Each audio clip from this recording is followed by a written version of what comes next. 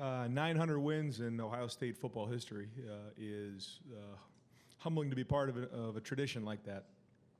To see our student section out there, to all of Buckeye Nation coming out to a game like this in the rain. In the fourth quarter, the student section on both sides is going crazy, chanting, and they're staying in there having a blast.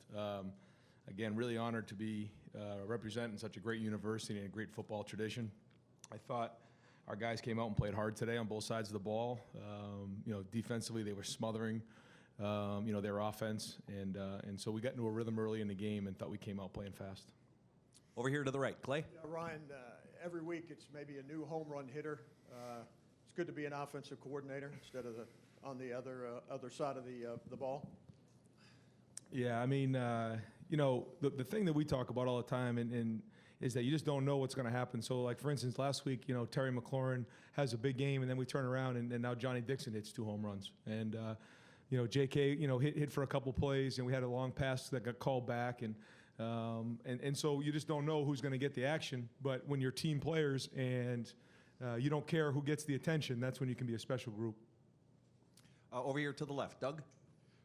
Ryan, given that with all the playmakers, you guys got Paris involved early, got on the ball in a running play.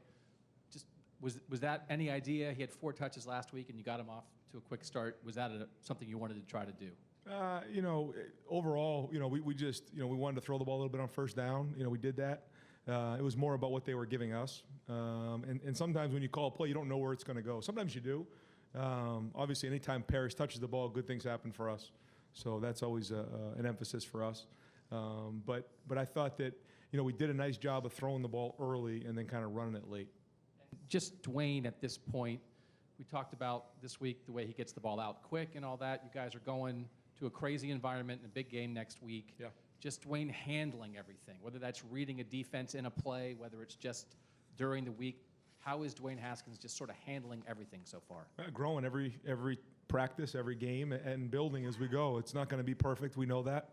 Trying to prepare every week for the game and get everybody off to a good start. But I think that his preparation was good this week, and he came out and played well.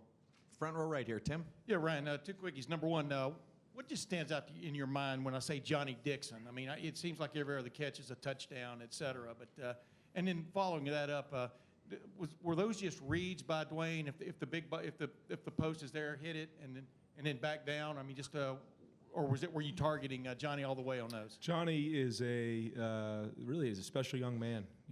He gets up in front of the team. Guys listen. He has the respect of his teammates. Very well thought out when he's around the team, and so much respect for everybody.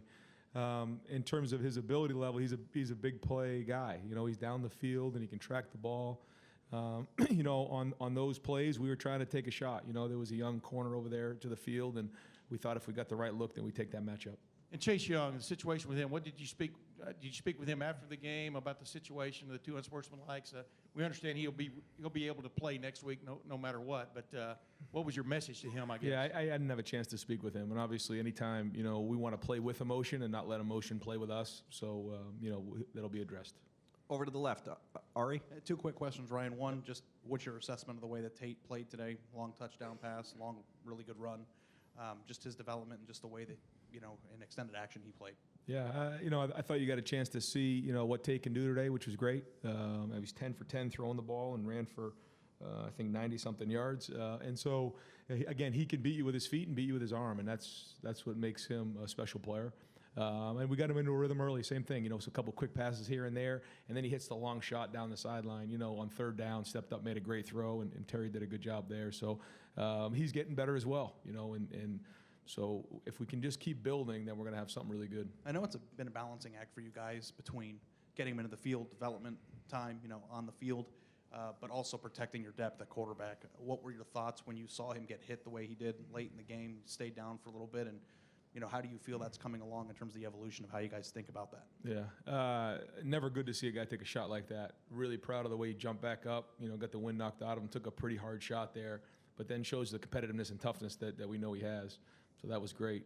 In terms of the depth, we're working on it. We're trying to get Chris and Matt and Corey involved in this thing more and more so that we can keep building depth as we move along during the season. We're going to go a couple more questions because I've got another player I want to get up to the podium. Front row right, Austin. Ryan, I know Ohio State scored a lot of points for a lot of years, but it just feels like this is a different or more evolved or more explosive one than the last few years. Does it feel that way to you all when you're involved with this day-to-day, that offense has hit another gear? Well, I think we have a great group of guys here. We have a lot of talent on offense, and I think that combined with the tempo has been great. You know, we did play fast at times today, but that not as fast as against Oregon State, and that was a little bit by design. I thought we got into some good plays based on what they were giving us, and we took some shots in the pass game and then hit them. And last question for Ryan over here to the left. Bill?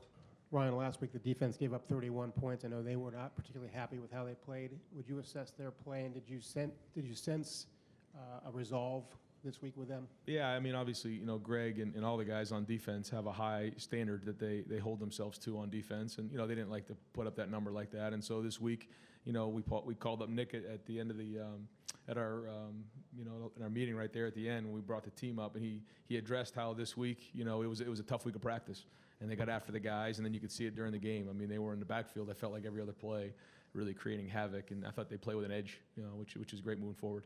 Great. Coach, thank you very much.